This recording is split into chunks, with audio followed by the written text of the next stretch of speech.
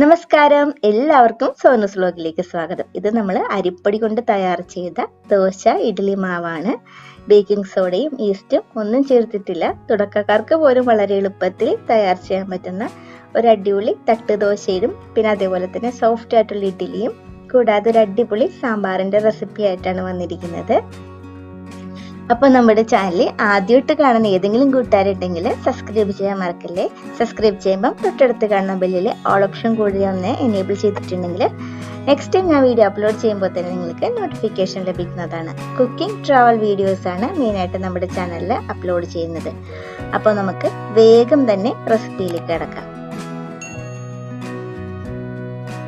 ആദ്യം തന്നെ നമുക്ക് മാവ് തയ്യാറാക്കാം. ഞാനിവിടെ 2.5 ഗ്ലാസ് അരിപ്പൊടിയാണ് എടുത്തേക്കുന്നത്.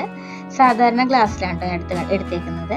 അപ്പോൾ ആ അരിപ്പൊടി നമുക്ക് മിക്സിയുടെ ജാറിലേക്ക് ഇടാം.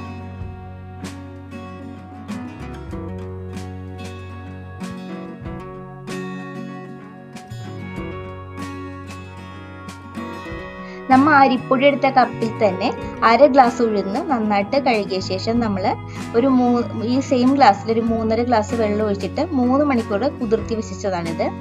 ഈ വെള്ളം ഉപയോഗിച്ചിട്ടാണ് നമ്മൾ ഈ അരിപ്പൊടിയും അതേപോലെ തന്നെ ഉഴുന്നും അരച്ചെടുക്കുന്നത്. ഇതിലേക്കൊരു 1/4 ടേബിൾ സ്പൂൺ ഉലുവാപ്പൊടി ചേർക്കുന്നുണ്ട്. ഉലുവയായിട്ടാണ് ചേർക്കുന്നതെങ്കിൽ 1/4 ടേബിൾ സ്പൂൺ തന്നെ നമുക്ക് ഉഴുന്നിന്റെ ഒപ്പം കുതിർത്ത് വെക്കാം, എന്നിട്ട് അരച്ചെടുക്കാം. പിന്നെ 1 കയ്യില് ചോറും ചേർക്കുന്നുണ്ട്. ഇതെല്ലാം കൂടി നമുക്ക് നല്ലപോലെ അരച്ചെടുത്തിട്ട് വരാം.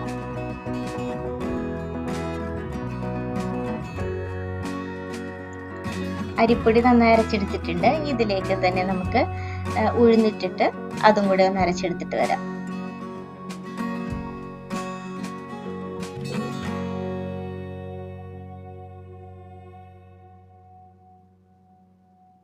ഇനി നമുക്കിത് നല്ലപോലെ ഒന്ന് മിക്സ് ആക്കി കൊടുക്കാം.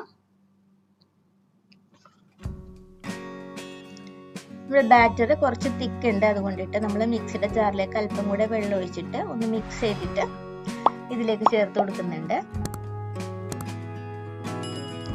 ഇനി നമുക്ക് ഈ ബാറ്റർ നന്നായിട്ട് ഒന്ന് മിക്സ് ചെയ്ത് കൊടുക്കണം. എത്രത്തോളം നന്നായിട്ട് മിക്സ് ചെയ്യാവോ അത്രത്തോളം നല്ല പോലെ ഒന്ന് മിക്സ് ചെയ്ത് കൊടുക്കണം. എന്നാലും നല്ല രീതിയിൽ സോഫ്റ്റ് ആയി കിട്ടുള്ളൂ. വേണമെങ്കിൽ നമുക്ക് മിക്സ് ചെയ്തിട്ട് ഒന്നുകൂടെ ഒന്ന് അടിച്ചെടുക്കാം, അല്ലെങ്കിൽ ഇതേപോലെ നല്ലപോലെ ഒന്ന് മിക്സ് ചെയ്ത് കൊടുക്കാം. നമ്മുടെ ബാറ്റർ ഇപ്പൊ റെഡി ആയിട്ടുണ്ട്. നമുക്ക് ഇനി ഇതൊരു 8 മണിക്കൂർ റെസ്റ്റ് ചെയ്യാൻ വെക്കാം. കറക്റ്റ് 8 മണിക്കൂർ ആയപ്പോഴേക്കും നമ്മുടെ ബാറ്റർ നല്ല രീതിയിൽ പതഞ്ഞ് പൊങ്ങി വന്നിട്ടുണ്ട്. നല്ല സോപ്പ് പോലെ പൊങ്ങി വന്നിട്ടുണ്ട്.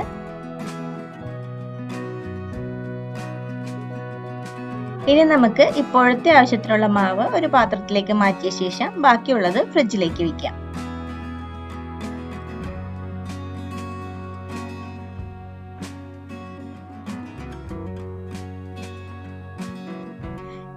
ഇതിലേക്ക് ആവശ്യത്തിന് ഉപ്പും ചേർത്ത് കൊടുക്കാം. അങ്ങനെ നമ്മുടെ ബാറ്റർ ഇപ്പം റെഡി ആയിട്ടുണ്ട്. നമുക്ക് തട്ടുദോശ ഉണ്ടാക്കാം. തട്ടുദോശ ആയതുകൊണ്ട് തന്നെ നമ്മുടെ ബാറ്ററിലേക്ക് ലൂസാക്കാൻ വേണ്ടി വെള്ളമൊന്നും ചേർക്കണ്ട. ഈ ഒരു തിക്കിൽ തന്നെ ഇഡ്ഡലി ഉണ്ടാക്കുന്ന ഈ ഒരു തിക്നെസ്സിൽ തന്നെ നമുക്ക് തട്ടുദോശ ഉണ്ടാക്കാം. ചെറിയൊരു വട്ടത്തില് ഇങ്ങനെ പരത്തി കൊടുക്കാം.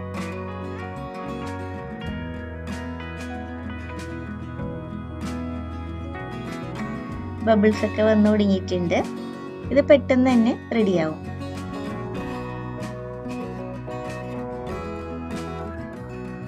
ഒരു സൈഡ് റെഡി ആകുമ്പോഴേക്കും നമുക്കിതൊന്ന് മറിച്ചിട്ട് കൊടുക്കാം.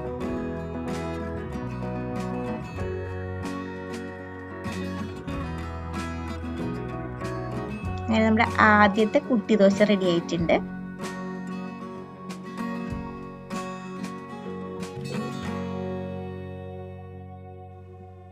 അപ്പൊ ഞാൻ എപ്പോഴും പറയുന്ന പോലെ തന്നെ നമ്മുടെ വീഡിയോ ആദ്യമായിട്ട് കാണുന്ന ഏതെങ്കിലും കൂട്ടുകാരുണ്ടെങ്കിൽ സബ്സ്ക്രൈബ് ചെയ്യാൻ മറക്കല്ലേ. സബ്സ്ക്രൈബ് ചെയ്യുമ്പോൾ തൊട്ടടുത്ത് കാണുന്ന ബെല്ലിൽ ഓൾ ഓപ്ഷൻ കൂടി ഒന്ന് എനേബിൾ ചെയ്തിട്ടുണ്ടെങ്കിൽ നെക്സ്റ്റ് ടൈം ഞാൻ വീഡിയോ അപ്ലോഡ് ചെയ്യുമ്പോൾ തന്നെ നിങ്ങൾക്ക് നോട്ടിഫിക്കേഷൻ ലഭിക്കുന്നതാണ്.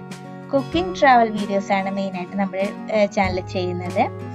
ട്രാവൽ വീഡിയോസ് UAE-യിലുള്ള പ്ലേസസിലെ ട്രാവൽസ് ആണ് നമ്മൾ ചെയ്യുന്നത്. അപ്പോൾ നമ്മൾ UAE ട്രാവൽ വ്ളോഗ്സ് എന്ന് പറഞ്ഞൊരു പ്ലേലിസ്റ്റ് ക്രിയേറ്റ് ചെയ്തിട്ടുണ്ട്. അപ്പൊ എല്ലാവരും ഒന്ന് ചാനൽ വിസിറ്റ് ചെയ്ത് നോക്കാം.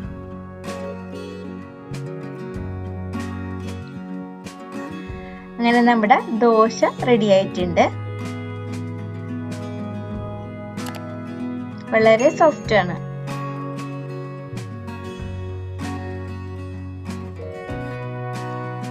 ഇനി ഈ സെയിം ബാറ്റർ ഉപയോഗിച്ച് തന്നെ നമുക്ക് ഇഡ്ഡലിയും തയ്യാറാക്കാം. നമ്മുടെ ഇഡ്ഡലി തട്ടിലേക്ക് നമ്മുടെ ബാറ്റർ ഒഴിച്ചു കൊടുക്കാം. ഇനി നമുക്കിത് സ്റ്റീം ചെയ്തെടുക്കാം.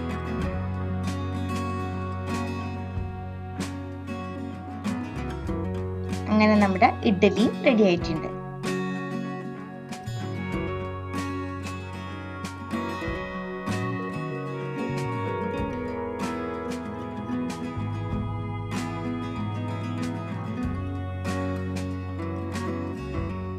വളരെ സോഫ്റ്റ് ആണ്.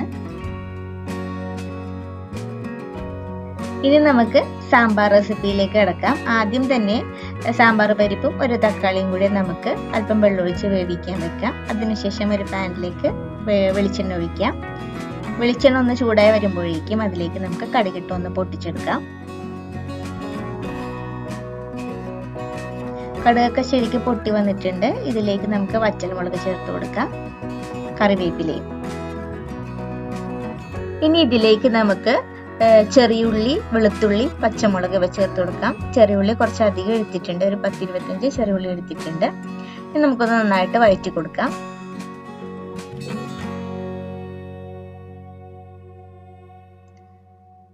വഴന്നു വന്നിട്ടുണ്ട്. ഇനി നമുക്ക് ഇതിലേക്ക് പൊടികൾ ചേർത്ത് കൊടുക്കാം. ആദ്യം തന്നെ 1/4 ടേബിൾ സ്പൂൺ മഞ്ഞൾപ്പൊടി, 1 ടേബിൾ സ്പൂൺ മല്ലിപ്പൊടി, 3/4 ടേബിൾ സ്പൂൺ മുളക് പൊടി ഇവ ചേർത്ത് നന്നായിട്ട് നമുക്കൊന്ന് വഴറ്റിയെടുക്കാം.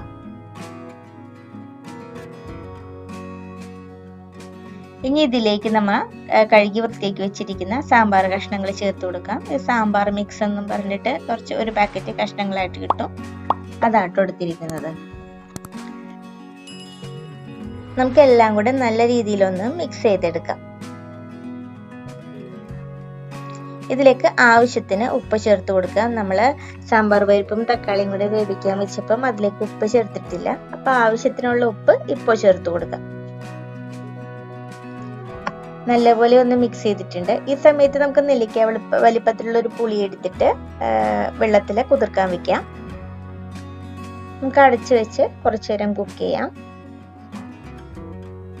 ഇടയ്ക്കിടയ്ക്ക് ഇതേപോലെ തുറന്നിട്ട് ഇളക്കി കൊടുക്കണേ. നമുക്ക് സാമ്പാർ കഷ്ണങ്ങൾ ഒരു 3/4 ഭാഗത്തോളം കുക്കായി കിട്ടണം. ഒട്ടും വെള്ളം ചേർക്കാതെ ഇതേപോലെ തന്നെ വഴറ്റിയെടുക്കണം, അതാണ് കൂടുതൽ സ്വാദ്.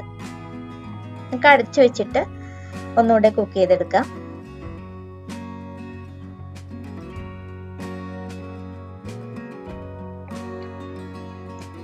അങ്ങനെ നമ്മുടെ കഷ്ണങ്ങളൊക്കെ ആവശ്യത്തിന് വെന്ത് വന്നിട്ടുണ്ട്.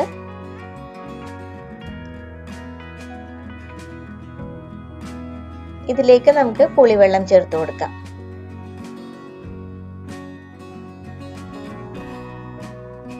നല്ലപോലെ ഒന്ന് മിക്സ് ചെയ്തെടുക്കാം. നമ്മുടെ കഷ്ണത്തിലടക്കി ആ പുളി ശരിക്കും പിടിക്കട്ടെ. ഇനി ഇതിലേക്ക് നമ്മൾ വേവിച്ചു വെച്ചിരിക്കുന്ന പരിപ്പും തക്കാളിയും കൂടെ ചേർത്ത് കൊടുക്കാം. എല്ലാം കൂടെ നല്ലപോലെ ഒന്ന് മിക്സ് ചെയ്യാം. ഈ സമയത്ത് നമുക്ക് ഉപ്പൊക്കെ ഒന്ന് കറക്റ്റ് ആണോ നോക്കാം.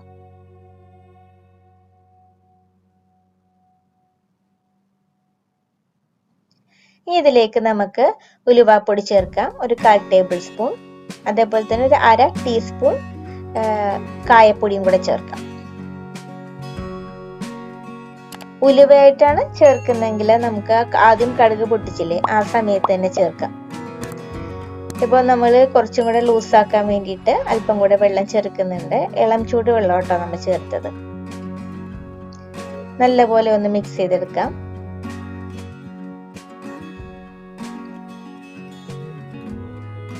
ഇതിലേക്ക് നമുക്ക് ഒരു 3/4 ടേബിൾ സ്പൂണോളം ശർക്കര പൊടിച്ചതാണ് ഇപ്പൊ ചേർത്ത് കൊടുത്തിരിക്കുന്നത്. അപ്പൊ നമ്മുടെ ഉപ്പും പുളിയും മധുരമൊക്കെ ഒന്ന് ബാലൻസ് ആവണം.